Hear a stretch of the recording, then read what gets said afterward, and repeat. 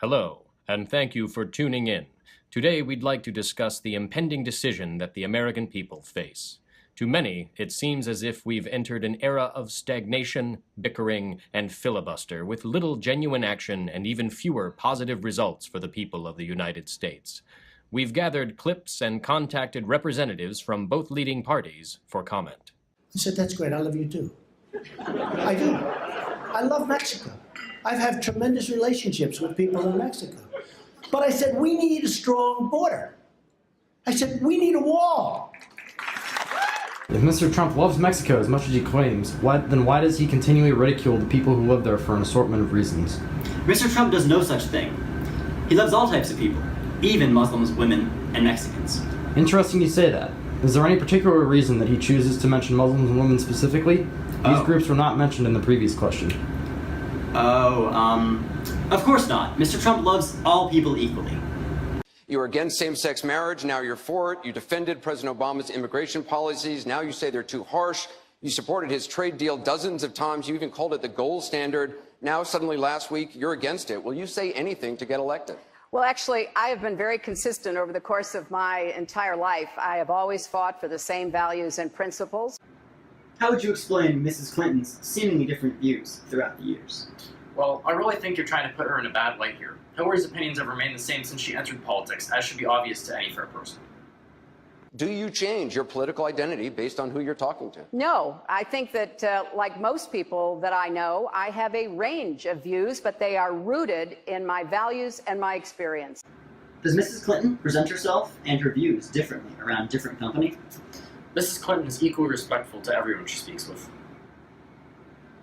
Time and time again, you hear one thing in speeches, and then you see a campaign that has the worst kind of tactics, reminiscent of the same sort of Republican attacks on Democrats. Well, I am here to say that it is not only wrong, but it is undermining core democratic principles. Since when do Democrats attack one another on universal health care? I've looked at the legislation that Senator Sanders has proposed, and basically he does eliminate the Affordable Care Act, eliminates private insurance, eliminates Medicare, eliminates Medicaid, TRICARE, Children's Health Insurance Program. Just because Senator Obama chose not to present a universal health care plan does not give him the right to attack me because I did. So let's have a real campaign. Enough with the speeches and the big rallies and then using tactics that are right out of Karl Rove's playbook.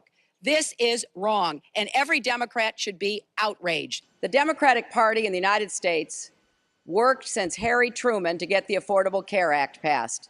So shame on you, Barack Obama. It is time you ran a campaign consistent with your messages. How are Mrs. Clinton's comments on Mr. Sanders' welfare plan different from those of President Obama on hers? Mr. Sanders' plan obviously will not work. Mrs. Clinton's plan is built on experience and obviously did not deserve the criticism it received. And by the way, unbelievable people are coming. A lot of people that are illegal are great people. Just let's get it straight. They don't want to give it straight. Because the press are liars. They're terrible people. Why does Mr. Trump believe the press in general are liars? Because they lie. They spew filth and never hesitate to tell a lie. Wonderful guy, he's a nice man, but there was no record, nothing to criticize. He didn't go in wars, he didn't go in battles, he didn't beat this one, that one, have enemies all over the place. Nobody knew who the hell he was. He's now our president. Business Week magazine, which is now Bloomberg Business Week, said in a vote of its readers that Donald Trump was the world's most competitive business person, with Bill Gates being number 2 and Warren Buffett being number 3. I've beaten many people and companies, and I've won many wars. I have fairly but intelligently earned many billions of dollars, which, in a sense, was both a scorecard and acknowledgement of my abilities. Is Mr. Trump a veteran? How would he know what battle looks like? No, but if he fought in any war, it would be bad for the enemy. Absolutely terrible. Mr. Trump is the fittest, most athletic person I've ever known, and he would send enemies of America running for Mexico. who is unwilling tonight to pledge your support to the eventual nominee of the Republican Party and pledge to not run an independent campaign against that person. Again, we're looking for you to raise your hand now. Raise your hand now if you won't make that pledge tonight. Mr. Trump. Mr. Trump, to be clear, you're standing on a Republican primary debate. I fully understand. If I do win and I'm leading by quite a bit, that's what I want to do. I can totally make that pledge. If I'm the nominee, I will pledge I will not run as an independent. But and I am discussing it with everybody, but I'm talking about a lot of leverage. We want to win, and we will win. Why did Mr. Trump refuse to support any candidates other than himself if not elected as primary candidate for the Republican Party?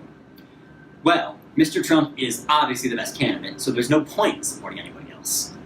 If he's in the lead, and will obviously win by a large margin, then of course he won't take his services anywhere else. Actually, let me rephrase, his brilliant services.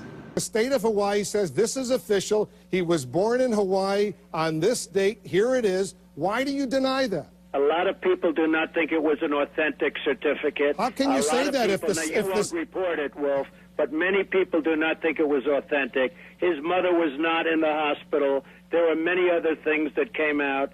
And frankly, if you would report it accurately, I think you'd probably get better ratings than you're getting, which are pretty small. No one is happier, no one is prouder to put this birth certificate matter to rest than the Donald. And that's because he can finally get back to focusing on the issues that matter. Like, did we fake the moon landing? What really happened in Roswell? And where are Biggie and Tupac? Does Mr. Trump believe that the moon landing was faked or that there is extraterrestrial life? We need to talk about more important issues. Obama's birth certificate was faked, probably by China. Everyone knows that he and Hillary created ISIS, so you need to take a closer look at that. What is the source of Mr. Trump's interest in Mr. Obama? Well, Mr. Trump was, at the time, simply a concerned citizen trying to prove Obama wasn't born here. That fact is obviously true. Clearly had some big successes in the business world, but you've also had some big failures, big failures, big failures, big failures. What does Mr. Trump believe has been accomplished in the recent months, and how effective has he been for the country as a whole? Mr. Trump has been one of the most effective citizens of his time, if not ever. He has billions of dollars at his disposal and tells anyone whatever he wants. Mr. Trump is not tied to anyone, and it shows in the risks he is willing to take. If you were on that debate stage with her, what would you say was your #1 accomplishment as Secretary of State? You know, Wolf, I didn't get to see all of their debate, but I saw enough of it to know that this is just the usual back and forth political attacks, the kinds of things you say when you're on a debate stage and you really don't have much else to say. As Mrs. Clinton didn't quite answer the question posed, we're hoping you can enlighten us. Throughout the campaign, Mrs. Clinton has spoken about many of her good deeds and services to the American people. What has she effectively accomplished in the recent months? Mrs. Clinton has established an even stronger sense of integrity with the American people through her openness and accessibility to the public. So voters, you guys, are faced with more negatives than positives in this election. Hillary Clinton is portrayed as a dishonest person who has had controversy after controversy. Donald Trump is portrayed as an immature rogue who has had controversy after controversy. That's the choice America faces 1 week from today. In the end, it should come down to your own belief system and which candidate better reflects that. So, what have you learned? Our enemies are innovative and resourceful, and so are we. They never stop thinking about new ways to harm our country and our people, and neither do we. Clearly, a lot more could be done to benefit the American people and effectively progress as a society. In order for our country to be great again, every aspect has to be great, including our inner cities. And we just saw Mr. Trump here. I asked him, how did it go? And he said, great. And he said he learned a lot of things. What do you think he took away from today? My luggage. Hold on.